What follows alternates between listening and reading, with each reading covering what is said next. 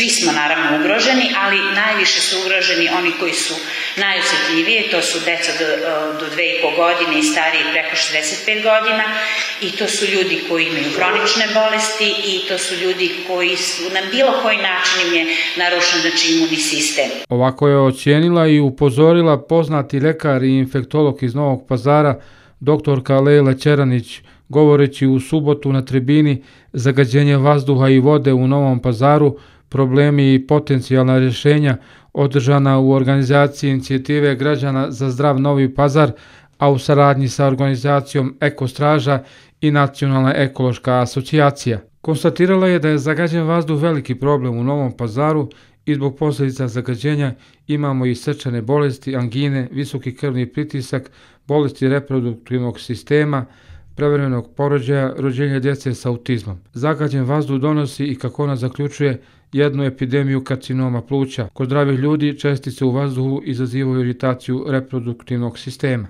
Taj kumulativni efekt, vi ste pomenuli pre toga, znači koji utiče na prosto respiratorni sistem, je promjena zapravo tog respiratornog sistema i promjena ćelija koje se u jednom trenutku pretvaraju u te kancerogene ćelije i dolazi do stvaranja karcinoma tog sistema. Najviše zapravo dodira sa tim imaju naši pneumoftiziolozi koji evo baš ovih dana prijavljuju epidemiju karcinoma pluća.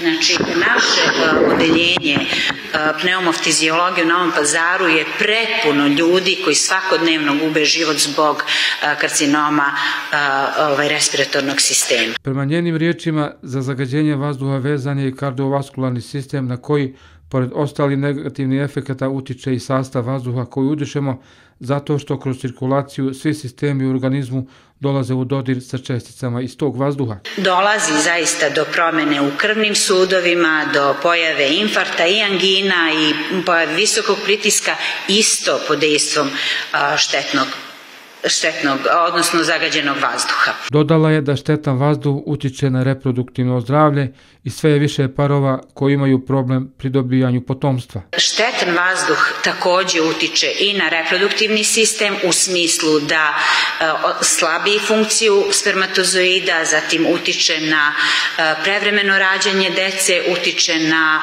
rađanje dece sa manjom težinom.